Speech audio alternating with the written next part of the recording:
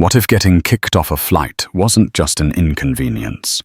What if it was the first thread pulled in a conspiracy that unraveled an entire airline? This isn't just a story about a passenger dispute. This is the story of David Harris.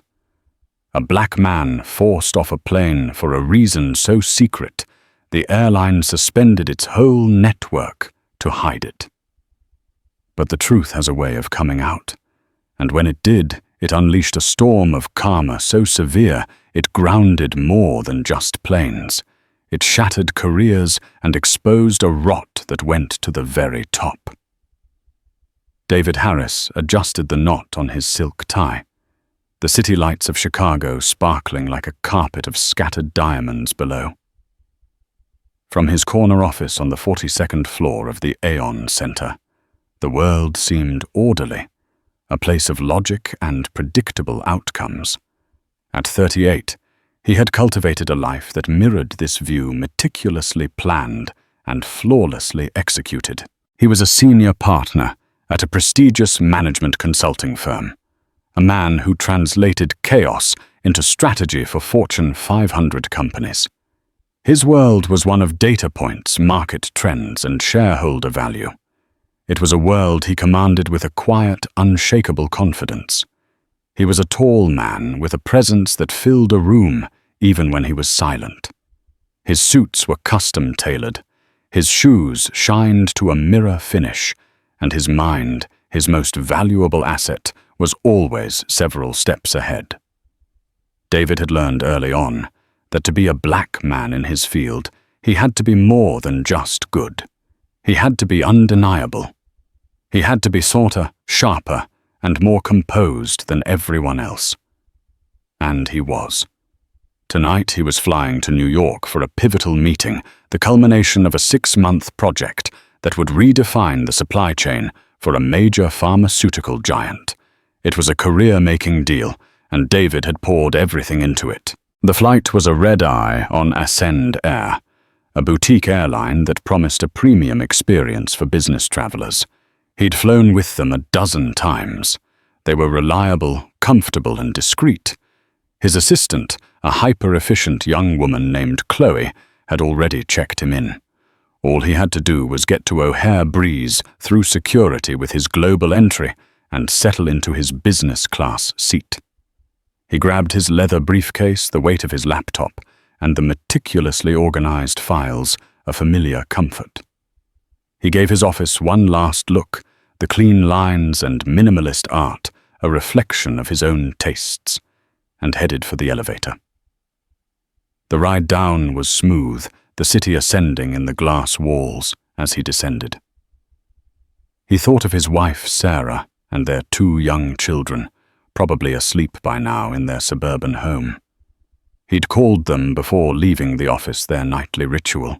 His daughter Maya had recounted her day at kindergarten with breathless excitement, and his son Leo had gurgled happily in the background. They were his anchor, the reason for the relentless drive, the late nights, and the endless travel. At O'Hare, the usual controlled chaos was in full swing. David navigated the crowds with practiced ease, his movements fluid and purposeful. The Ascend Air Lounge was an oasis of calm, all muted tones and hushed conversations. He ordered a sparkling water and spent a few minutes reviewing his presentation, his focus absolute. Boarding for flight AA712 was announced, and David made his way to the gate. He was in seat 3A, a window seat in the second row of the business class cabin. He settled in, placing his briefcase under the seat in front of him and shrugging off his suit jacket. He exchanged a polite nod with the man in 3C, a middle-aged white man engrossed in the Wall Street Journal. The flight attendant, a woman with a practiced plastic smile named Brenda, offered him a pre-departure drink. "Champagne, Mr. Harris.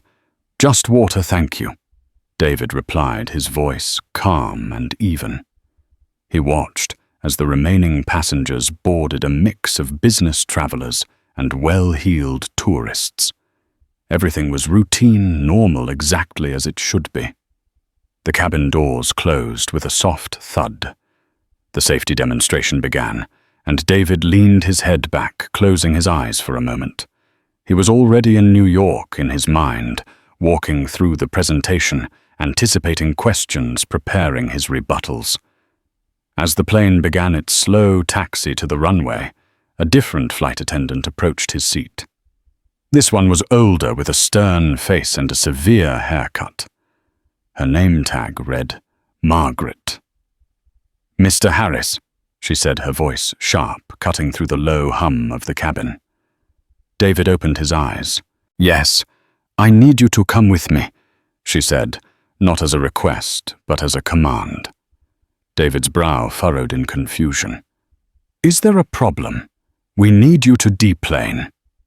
Margaret stated, her eyes cold and unblinking. There was no explanation, no apology, just a flat, non-negotiable order. The man in 3C lowered his newspaper, his eyes darting between David and the flight attendant. A few other passengers turned to look, their curiosity piqued. David's mind, trained to analyze and find solutions, was coming up blank. This was a variable he hadn't accounted for. "I'm sorry, I don't understand. Why, sir, please just gather your belongings and come with me. Now." Her voice was louder this time, laced with an impatience that set David's teeth on edge. He remained seated, his composure the armor he had so carefully crafted over the years holding firm. "I'm not going anywhere until you tell me what this is about. I am a ticketed passenger, and I have done nothing wrong." Margaret's lips tightened into a thin line. She reached for the intercom phone. "We have a passenger who is refusing to comply. We need gate agents at the jet bridge." A murmur went through the cabin. Phones were discreetly raised, the small red dots of recording lights blinking in the dim light. David felt a familiar cold dread begin to seep into his bones. He had been in situations like this before, moments where his very presence seemed to be a provocation, where he was judged and found wanting before he had even spoken. But never like this. Never on a flight he had paid a premium for, on his way to a meeting that could define his career. Two gate agents, a man and a woman, appeared at the door of the plane. They walked down the aisle, their faces grim. "Sir," the male agent said, "we need you to exit the aircraft." "Can you please tell me why?" David asked again. His voice still steady, betraying none of the anger and humiliation that was beginning to boil inside him. "We don't have to give you a reason," the agent replied, his tone dismissive. "The captain has the right to refuse service to any passenger. Now, are you going to walk, or do we have to call security?" David looked around the cabin. He saw a mixture of expressions on the faces of his fellow passengers. Pity, annoyance, a few glimmers of outrage, but mostly a detached curiosity, as if they were watching a scene from a movie. He knew he had no choice. To resist would be to create a scene to be painted as the angry black man, to give them the justification they seemed to be searching for. With a slow, deliberate motion, he stood up, his 6'2" frame seeming to tower in the confined space. He reached down, retrieved his briefcase, and put on his suit jacket. He didn't look at Margaret or the gate agents. He looked straight ahead, his jaw tight, his eyes burning with a cold fire. He walked down the aisle, the silence in the cabin now absolute, the weight of every stare pressing down on him. As he stepped onto the jet bridge, he heard the plane door close behind him. The sound was deafeningly final. He was alone, standing in the sterile tunnel, the hum of the airport, a distant roar. There was no explanation, no apology. Just the cold, hard reality of his expulsion. He had been removed, discarded, without a reason, without a voice. He walked to the end of the jet bridge and found the gate agents waiting for him, along with a stony-faced Ascend Air customer service manager named Richard Peterson. "What is going on?" David demanded, his voice low and dangerous. Richard Peterson, a man with thinning hair and a perpetually worried expression, cleared his throat. Mr. Harris, there was a crew decision. That's all the information I have. A crew decision. What does that even mean? I spoke a total of 5 words to your flight attendant. This is completely unacceptable. I understand your frustration, sir, Peterson said, a line he had clearly used 1,000 times before. We can rebook you on the first flight in the morning. The first flight in the morning is too late. I have a career-defining meeting at 9 a.m. in New York City. I need to be on a flight tonight. I'm sorry, sir, Peterson said, shaking his head. All other flights are fully booked, and unfortunately Ascend Air is experiencing some operational issues. All our flights are currently grounded. David stared at him, the words not quite registering. All your flights? What are you talking about? Peterson looked flustered. He pulled at his collar. It's a network-wide issue, a system failure. We've had to suspend all operations nationwide, effective immediately. David was speechless. He looked from Peterson's nervous face back towards the gate where flight AA712 was still sitting dark and silent. They hadn't removed him because he was a threat. They hadn't removed him because of a crew decision. They had removed him, and then in an act of such baffling, colossal overreaction, they had shut down their entire airline. The absurdity of it was staggering. It didn't make any sense. A gate agent was speaking into her walkie-talkie, her voice hushed but urgent. Yes, the package is off. I repeat, the package is off. You can stand down. Package.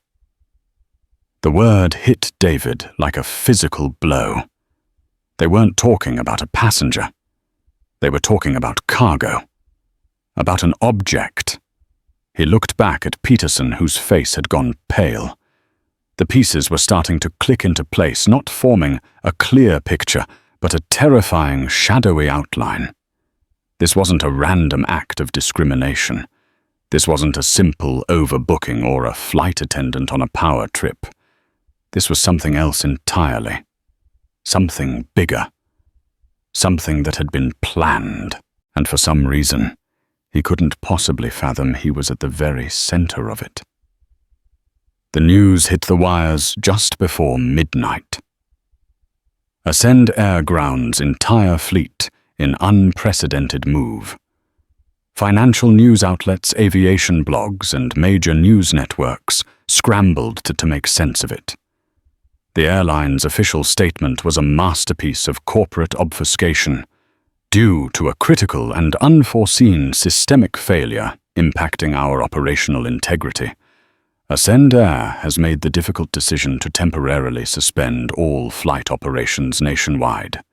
We are working around the clock to resolve this issue and apologize to our valued customers for the significant disruption. The statement was a lie, and David Harris knew it. He was standing at the baggage claim, a ghost in the bustling terminal, watching other passengers from other airlines greet loved ones, their journeys ending as they should. His journey had been aborted, and he was the unforeseen systemic failure. His phone buzzed incessantly. Chloe, his assistant, was frantic. David, what's happening? I'm seeing news alerts. Are you okay? Did your flight get cancelled? Chloe! David said, his voice tight with a rage he was struggling to contain. They threw me off the plane. Then they grounded the airline. There was a stunned silence on the other end of the line. What? That's insane. Why? They wouldn't say. They just did it. Listen, I need you to get me to New York. Any airline, any seat. I don't care if I have to fly to Boston and take a train. I have to make that meeting. On it. Chloe said, her voice snapping into professional mode. I'll call you back. David found a quiet corner and tried to piece things together. The flight attendants, Margaret and Brenda. The gate agents, The manager, Richard Peterson. The use of the word package. It was a coordinated effort. But why? What could possibly be so important about him, a management consultant, that an airline would commit financial suicide to get him off one of their planes? Was it the deal? The pharmaceutical project. He was carrying sensitive proprietary data on his laptop. A competitor would pay millions for it. But that seemed too theatrical, too much like a movie plot. And how would they know which flight he was on? Only a handful of people knew his travel itinerary. He thought of the man in seat 3C, the one with the Wall Street Journal. Had he been part of it? He had seemed so ordinary. But in David's line of work, the most dangerous people often did. Chloe called back, her voice strained. "David, I've got bad news. Everything is booked solid. There's a major convention in New York this week. The earliest I can get you there is a 10 a.m. arrival at JFK tomorrow." David's heart sank. 10 a.m. arrival meant he'd miss the meeting entirely. There has to be something. "I'm sorry. I've tried everything. Charters are all booked too. It's like the entire East Coast is a no-fly zone." The feeling of being targeted, of unseen forces moving against him, intensified. It wasn't just Ascend Air. It was as if every door was being slammed in his face. He was being isolated, neutralized. He called Sarah his wife. He needed to hear her voice, a point of sanity in a world that had suddenly tilted on its axis. He explained what had happened, trying to downplay the more sinister elements, not wanting to frighten her. But Sarah was a lawyer. She heard what he wasn't saying. "This is more than just bad service, David," she said, her voice sharp with concern. "This is targeted. You need to be careful. Come home." "I can't," he said, the frustration raw in his voice. "This is the biggest deal of my career. If I don't show it, looks like I'm unreliable, that I can't handle the pressure." "To hell with the deal," she exclaimed. "Someone is playing a very dangerous game, and you're the pawn. What if they didn't just want you off the plane? What if they wanted to get to you? What if they were waiting for you at the airport?" A chill went down David's spine. He hadn't thought of that. He was so focused on getting to New York, on the professional consequences, that he hadn't fully considered the personal danger. He was a target, and he had no idea who was aiming at him or why. He decided Sarah was right. The meeting was lost. The priority now was to understand what was happening and to get somewhere safe. "You're right," he said, his voice heavy with defeat. "I'm coming home." The next morning, the story was everywhere. The CEO of Ascend Air, a charismatic but ruthless billionaire named Julian Croft, was in full damage control mode. He appeared on all the major news networks, his face a mask of sincerity and regret. "This was a catastrophic failure of our systems," he explained to a skeptical-looking news anchor. "We are a technology-driven airline, and our safety protocols are designed to be fail-safe. When we detected a significant anomaly in our network, a potential vulnerability that could have compromised the safety of our passengers, we had no choice but to ground the fleet. It was a painful decision, but the right one." The anchor pressed him. "Mr. Croft, there are rumors that the anomaly was a single passenger being removed from a flight out of Chicago. Can you comment on that?" Croft's smile was smooth as silk. "I can't comment on individual passenger matters due to privacy concerns. But I can assure you the decision to ground our fleet was based on a comprehensive assessment of a complex technical issue. Any attempt to link it to a single event is a gross oversimplification." Watching the interview on his phone from the back of a taxi, David felt a surge of fury. Croft was lying expertly and without a flicker of conscience. He was a master of a different kind of consulting public perception management, and he was using his considerable skills to bury David under a mountain of corporate doublespeak. When David arrived home, Sarah embraced him, holding him tightly. His children, too young to understand the gravity of the situation, were just happy to have their father home unexpectedly. Playing with them on the living room floor, surrounded by the familiar comfort of his home, David felt a sense of surreal dislocation. Just 24 hours ago, he was at the top of his game, a master of his universe. Now he was a pariah, the man who single-handedly grounded an airline, a mystery at the heart of a national news story. The next few days were a blur of phone calls and frantic emails. His firm was supportive but bewildered. His client, the pharmaceutical company, was less understanding. The deal was in jeopardy. They saw a consultant who had failed to show up for a critical meeting, and the bizarre circumstances of his absence only made them more nervous. The media, unable to get a straight answer from Ascend Air, started digging. And that's when they found him. A journalist from a small independent online news outlet, a man with a reputation for sniffing out stories the mainstream media missed, was the first to connect the dots. His name was Ben Carter. Carter's article was a bombshell. It was titled, "The Man They Grounded an Airline to Silence."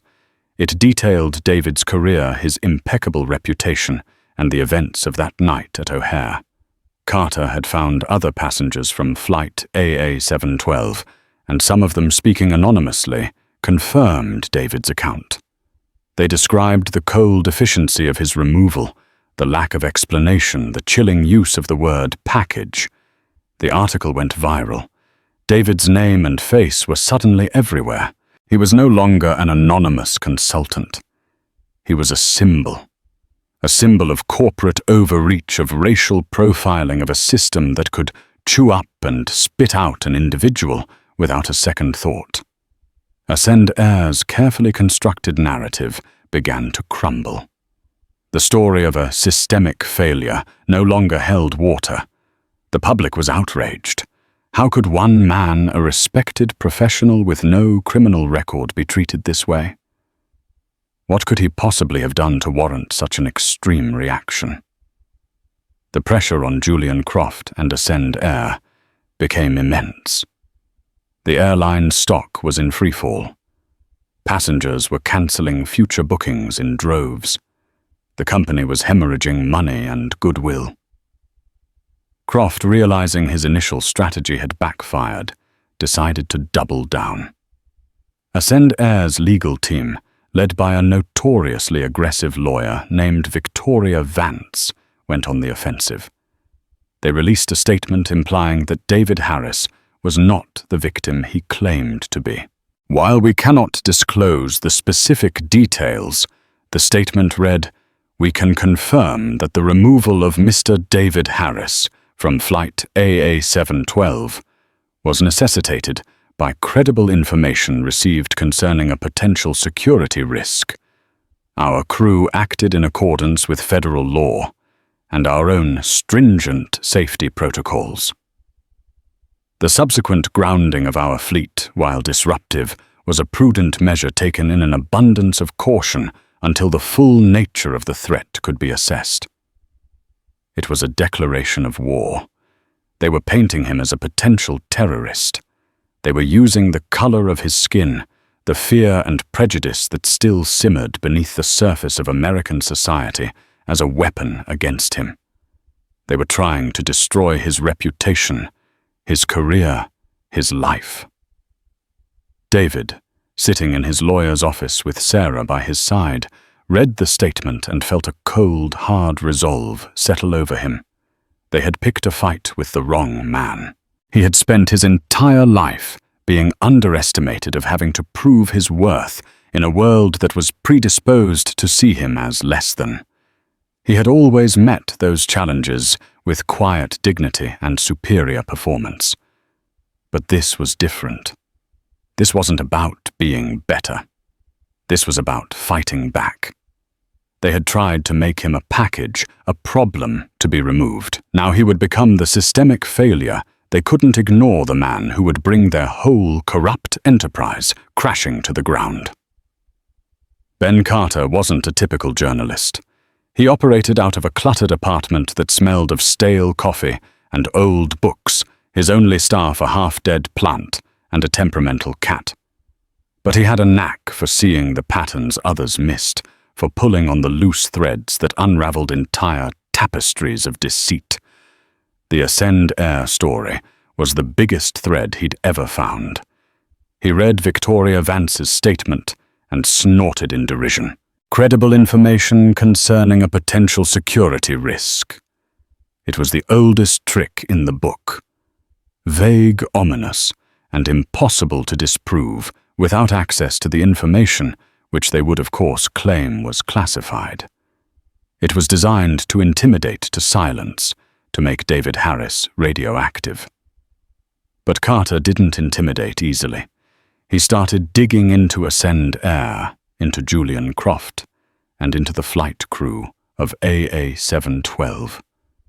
He was a digital archaeologist sifting through the layers of the internet, looking for fossils of truth. He started with the flight attendants. Brenda, the one with the plastic smile, had a clean, if unremarkable, record. But Margaret, the stern one, who had initiated the confrontation, was a more interesting case. She had been with Ascend Air for over 15 years, a loyal company woman. But Carter found whispers on aviation forums of her being a fixer for management, a crew member who could be relied upon to handle difficult situations with unwavering and often brutal efficiency. Then he turned his attention to Julian Croft. The billionaire CEO had a carefully curated public image, the maverick innovator, the self-made man who had revolutionized air travel.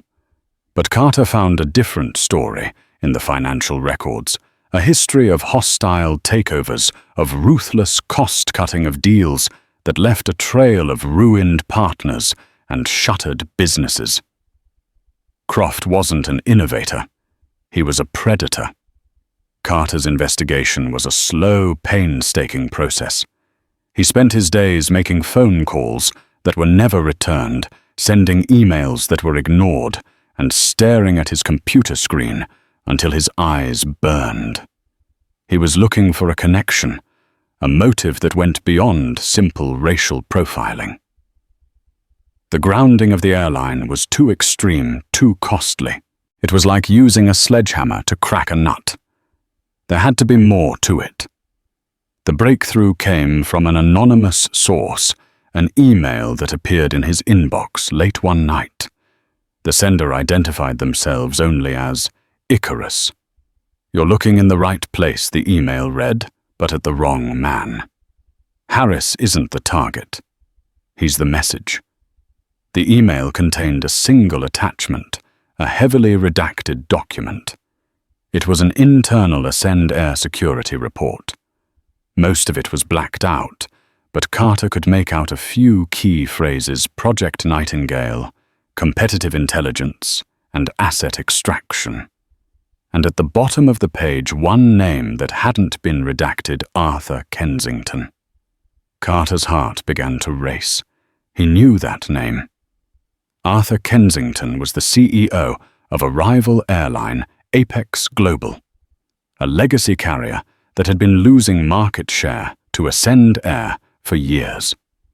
The two companies were locked in a bitter, high-stakes corporate war. The pieces started to fall into place.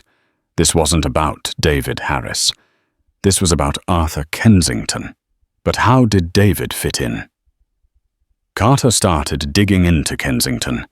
He was an old-school corporate titan, a man who had inherited his father's airline and run it with a steady, if unimaginative hand.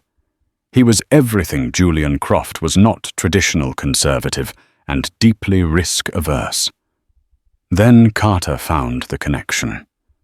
2 weeks before the incident with David Harris, Arthur Kensington's son, a reckless young man named Thomas, had been quietly arrested at O'Hare. The charge attempting to board a flight to Zurich with a briefcase full of stolen industrial designs. The designs belonged to a Swiss engineering firm that did contract work for Ascend Air. The arrest had been hushed up. No media reports, no public record. Thomas Kensington had been released on bail, his case sealed by a judge who Carter discovered was a golfing buddy of his father's. It was all there. A corporate espionage plot gone wrong. Thomas Kensington was the spy trying to steal secrets from Ascend Air. He had been caught, but his powerful father had managed to bury the story. Julian Croft, however, was not the kind of man to let something like that go. He couldn't go to the authorities without revealing his own company's vulnerabilities. He couldn't sue because the case was sealed. So he decided to send a message, a demonstration of power, so audacious, so utterly disproportionate, that Arthur Kensington would never forget it. He needed a messenger. Someone flying out of the same airport where Thomas had been arrested. Someone with a high profile whose removal would be noticed. Someone whose race could be used as a smokescreen, a convenient if despicable misdirection. David Harris was the perfect candidate. A successful black man, a partner at a top consulting firm, flying to a high-stakes meeting. His removal would create a media storm, but Croft and his legal team were confident they could control the narrative, twisting it into a story about security and racial profiling. A debate that would obscure the real motive and the grounding of the airline. That was the masterstroke.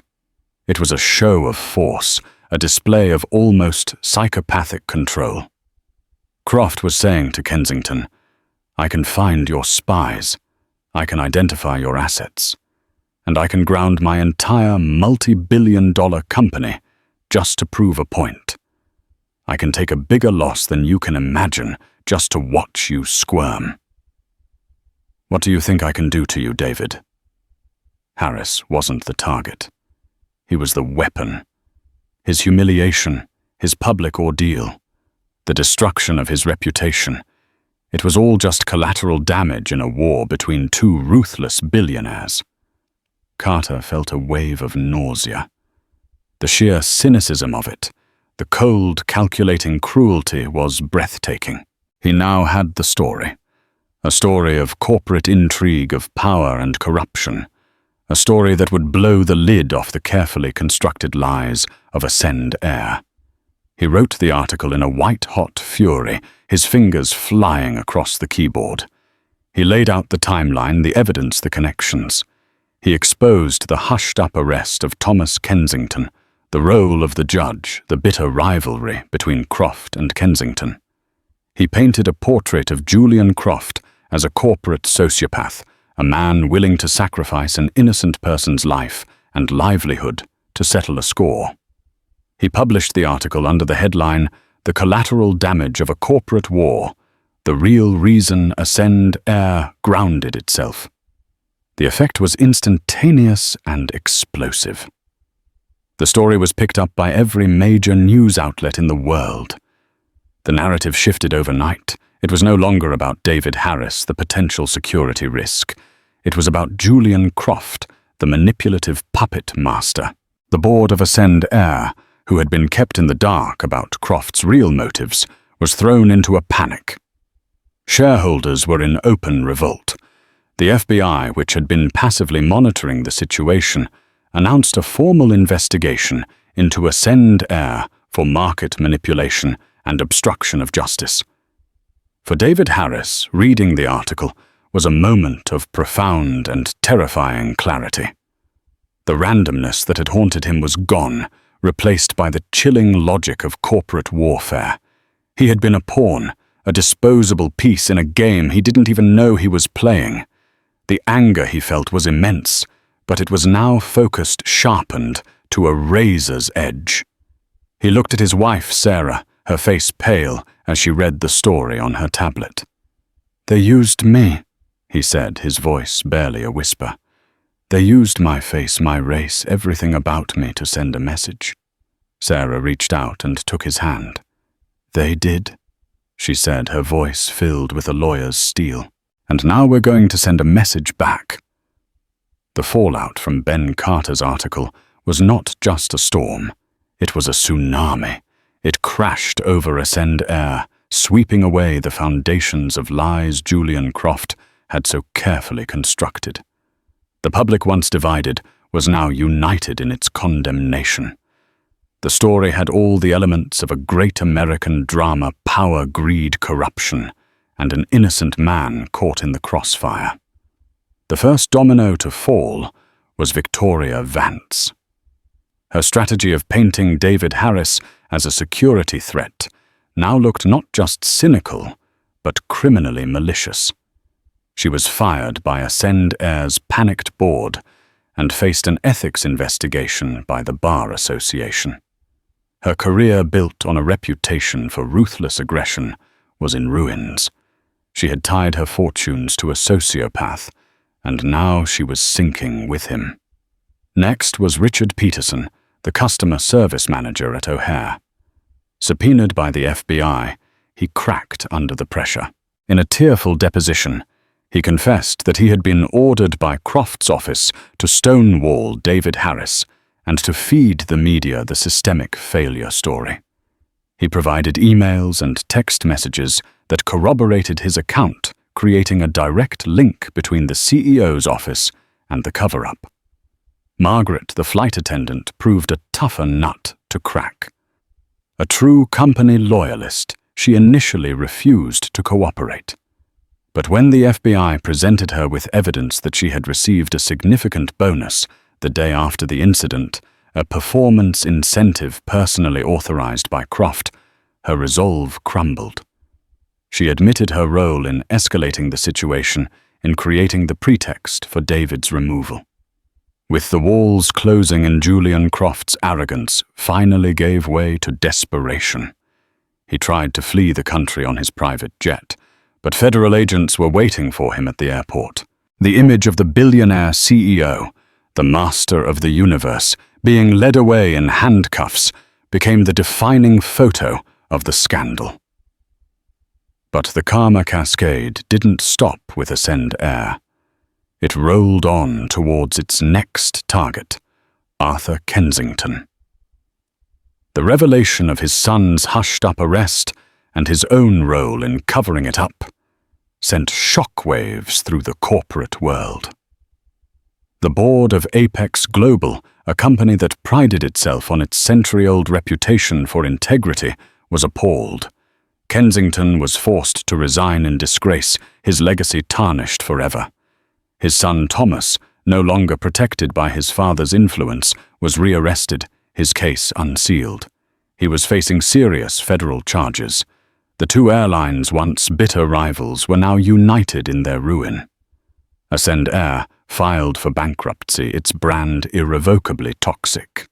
Apex Global, though not financially destroyed, was crippled by the scandal, its stock plummeting, its leadership in disarray. For David Harris, watching the drama unfold was a surreal experience.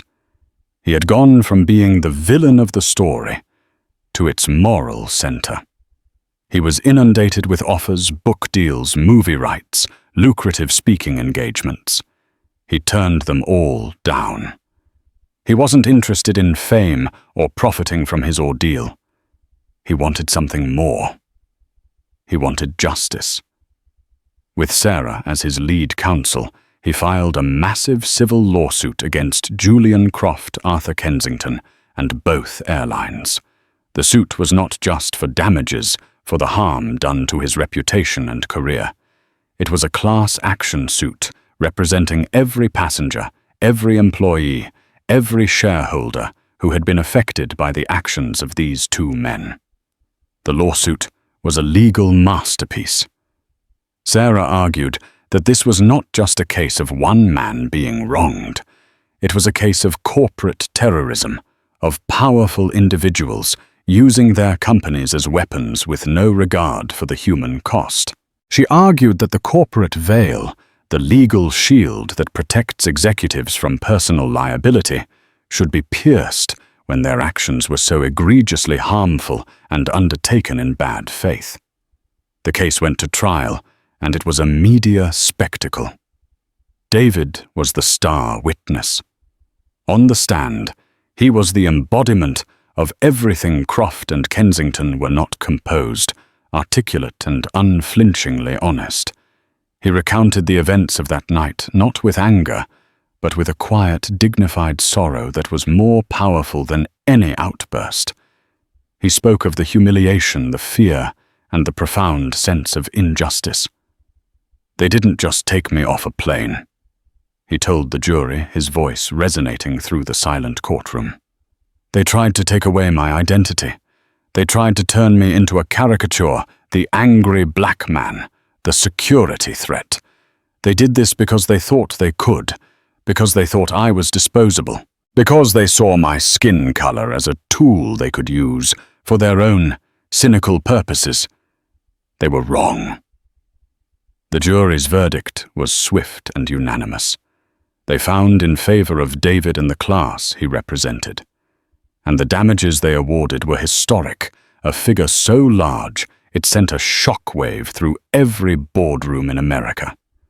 They pierced the corporate veil holding Croft and Kensington personally liable for a significant portion of the damages. They were not just corporate criminals. They were financially ruined. The aftermath of the trial was a time of reckoning. The airline industry, rocked by the scandal, was forced to re-examine its policies, its culture, and its relationship with its passengers.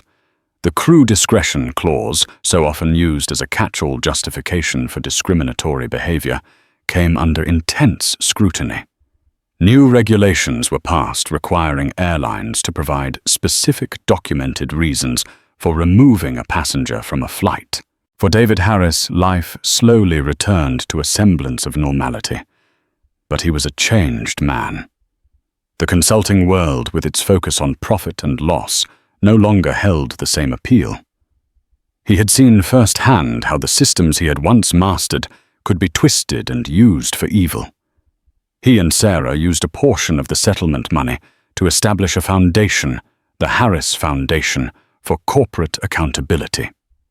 Its mission was to provide legal aid to individuals who had been wronged by powerful corporations, to fund investigative journalism, like the work Ben Carter had done, and to advocate for stronger corporate governance and ethics. Ben Carter, no longer operating out of a cluttered apartment, was now the editor-in-chief of a well-funded, respected news organization, backed by the Harris Foundation. He had become one of the most trusted voices in journalism, a watchdog who held the powerful to account. One evening, about a year after the trial, David was at a charity event for the foundation. He was approached by a man he didn't recognize, an older man, with a weary, apologetic look in his eyes. "Mr. Harris," the man said, extending a hand. "My name is Arthur Kensington." David froze his mind, flashing back to the courtroom, to the headlines, to the man who had been one of the architects of his ordeal. He hesitated for a moment, then to his own surprise he shook the man's hand. It felt frail, a shadow of the power it once wielded. "I know an apology is inadequate," Kensington said, his voice raspy. "But I wanted to say it to you in person. I was a fool, a coward. I was so consumed by my rivalry with Croft, so desperate to protect my son, that I lost my moral compass. What I allowed to happen to you, it was a stain on my soul. I will regret it for the rest of my life." David looked at the man, at the genuine remorse in his eyes. He saw not a monster, but a flawed human being who had made a catastrophic mistake and was now living with the consequences. "I appreciate you saying that, Mr. Kensington," David said, his voice even. "I hope you can find a way to forgive yourself." Kensington nodded, a single tear tracing a path down his wrinkled cheek. He turned and walked away, disappearing into the crowd. David never saw Julian Croft again. The former billionaire was serving a long sentence in a federal prison, his name now a byword for corporate greed and corruption. Later that night, as David stood on the balcony of his home, looking out at the quiet suburban street, Sarah came and stood beside him. "Are you okay?" she asked softly. "I am," he said. And he meant it. "I was thinking about karma. It's not just about punishment.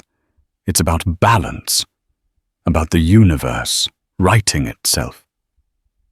He had been through an ordeal that would have broken most people. He had been targeted, humiliated, and used. But he had not been broken. He had fought back not with hatred, but with integrity. He had turned his personal trauma into a force for positive change. The world was not the orderly, predictable place he had once believed it to be from his 42nd floor office. It was messy, chaotic, and often unjust. But he had learned that it was also a place where one person armed with the truth and the courage to speak it could make a difference. He had been a message, a pawn in a game of giants. But in the end, his voice had been the one that mattered. He had found his own wings not to ascend into the rarefied air of corporate power, but to soar above the wreckage, a testament to the enduring power of justice and the inevitable unyielding force of karma. 5 years is a long time. Long enough for a national scandal to fade into a case study, for outrage to cool into memory. But the echoes of flight AA712 never truly disappeared. They had simply changed their frequency, reverberating in quieter, more profound ways through the lives of everyone they had touched. David Harris stood at a lectern, not in a boardroom, but in the wood-paneled moot court of Northwestern University, his alma mater. The custom suits were gone, replaced by a comfortable tweed jacket and an open-collared shirt. The man who once commanded rooms with unshakable confidence was still there, but the armor was gone. In its place was a warmth, an accessibility that drew the crowd of law students in. He was no longer a consultant who translated chaos into strategy. He was a guide who translated Hestis into action. The law on its own is just words on a page, he told the rapt audience. It has no power until it's wielded by people with conviction, people who see a wrong and refuse to look away. He spoke about the Harris Foundation's latest victory, forcing a data mining corporation to overhaul its privacy policies after it was caught selling the information of low-income families to predatory lenders. He didn't just talk about torts and precedents. He talked about the single mother who had been denied a car loan because of it, the real-world consequence of a corporate decision made in a distant high-rise. In the back of the room, Sarah watched him, a proud smile on her face. This was the man she had always known was there, beneath the silk ties and the relentless drive. That same afternoon in the bustling terminal at Hartsfield-Jackson Atlanta International Airport, a young architect named Imani Jones was anxiously checking the time. Her firm was a finalist for a massive new museum contract, and this presentation was the biggest moment of her career. She was black, she was brilliant, and she was nervous. As she settled into her window seat, a flight attendant approached her. "Ma'am, I'm going to need to move you. We have a family that needs to sit together." Imani looked at the empty seat next to her. "I'm sorry, but this is the seat I booked. My presentation materials are all organized here." The flight attendant's smile tightened. It would be much easier for everyone if you would just cooperate. It was a familiar script, the subtle pressure, the implication that she was being difficult. Before Imani had to decide how to respond, the gate agent, a calm, middle-aged woman, stepped onto the plane. She had overheard the exchange. She turned to the flight attendant. "Is there a safety or security reason for the reseating?" she asked, her voice neutral. "Well, no. It's just a customer service." "Then she stays," the agent said firmly. "The Passenger Protection Act of 2026, the Harris Act as we call it, is very clear. No passenger can be involuntarily reseated or removed without a documented, non-discriminatory cause related to safety, security, or health." "Do you have a documented cause?" The flight attendant, flustered, shook her head. The gate agent gave Imani a small, reassuring nod and departed. Imani let out a breath she didn't realize she'd been holding. She had never heard of the Harris Act, but she felt its protection like a shield, an echo traveling across the years and miles from a sterile jet bridge in Chicago had just ensured her journey could continue uninterrupted. The echoes for the architects of that night were far less comforting. Victoria Vance now worked from a small strip mall office in a Florida suburb. The power suits were gone, replaced by sensible cardigans. She handled real estate closings and minor wills, her once fearsome courtroom prowess reduced to haggling over closing costs. One afternoon, while waiting for a client, she saw a brief news segment about the Harris Foundation's 5th anniversary. David and Sarah were smiling, surrounded by the staff and the people they had helped. Victoria's face tightened into a mask of pure resentment. She changed the channel, but the image lingered. She hadn't just lost her career. She had lost the war for the narrative, and she knew it. In a medium-security federal prison in Pennsylvania, Julian Croft was also losing. He spent his days in the library, not reading fiction, but meticulously studying the biographies of other fallen titans. Skilling Madoff Milken. He wasn't looking for penitence. He was looking for patterns, for the mistake that had brought him down. In his mind, it was never his own hubris or cruelty. It was a failure of execution. He still wrote long, rambling letters to journalists, filled with self-pity and grandiose claims about the visionary airline he had built. No one ever wrote back. The world that had once hung on his every word had moved on his voice, now just a pathetic whisper from a concrete box. The quietest echo belonged to Margaret. After serving a short sentence for her role and paying a hefty fine, she had disappeared. She now lived in a small town in rural Oregon, under her maiden name, running a small garden center. The work was hard, her hands perpetually stained with soil. Most days she found a strange peace in the quiet rhythm of the seasons, in the simple act of nurturing life.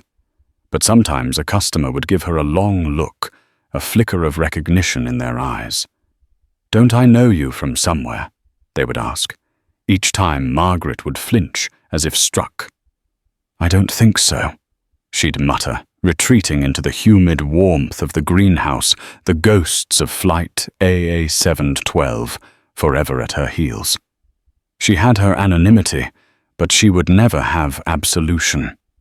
Ben Carter, however, had found his voice and helped a generation of others find theirs. The Carter Report was now a powerhouse of investigative journalism, its newsroom a vibrant, chaotic hub of energy. He had a corner office now, but he was rarely in it, preferring to be in the thick of the newsroom, sleeves rolled up, mentoring his young reporters. He stood over the desk of a young woman who had just exposed a kickback scheme in the city's public works department. "Good work," he said, tapping her screen. "But you're missing the human cost. Who got hurt?" "Find them. Tell their story. That's what makes it matter." He glanced at the wall where a framed copy of his Ascend Air story hung. It wasn't a trophy. It was a compass. That night, David Harris was home. The grand suburban house that had once felt like a fortress now felt simply like a home. He was tucking in his children Maya and Leo, now 10 and 7. "Did you teach the lawyers a lot today, Daddy?" Maya asked, her eyes bright with curiosity. "I tried," David said, smiling as he smoothed her blanket. "I just told them stories about making sure the big guys play fair so the little guys don't get hurt." It was the simplest explanation for a life that had become profoundly complex, and it was the truest. He looked out their bedroom window, not at the glittering impersonal carpet of a city seen from a skyscraper, but at the familiar peaceful street where his neighbors lived. The ordeal had taken so much from him: his career, his sense of security, his belief in an orderly world. But it had given him something far more valuable in return. It had given him a purpose that wasn't measured in shareholder value or market trends. The fight, he realized, had never truly been about the fall of Julian Croft or the bankruptcy of an airline. That was just the karma, the loud, satisfying crash of a corrupt system. The real victory was in the echoes. It was in the quiet confidence of a young architect, in the integrity of a new generation of journalists, in the subtle systemic shift toward accountability. It was about building something better in the wreckage. He had been used as a weapon, a package, a message, but he had survived to write a new one, a message of hope, a message that even in a world of Goliaths, a single David could still change the rules of the game for everyone. And that was an echo that would last forever. This wasn't just David's story. It's a warning. It's a testament to the fact that in our interconnected world, a single act of injustice can ignite a firestorm of consequences. David Harris's ordeal reminds us that integrity is not a commodity to be traded, and that the truth, no matter how deep it's buried, will always fight its way to the surface. The karma that hit Ascend Air and its corrupt leaders wasn't supernatural. It was the natural, inevitable result of their own actions, brought to light by brave journalism and one man's refusal to be silenced. If this story moved you, if it made you think, then please help us spread the message. Hit that like button. Share this video with your friends and family, and subscribe to the channel for more stories that matter. Your support helps us hold power to account and ensures that stories like David's are never forgotten.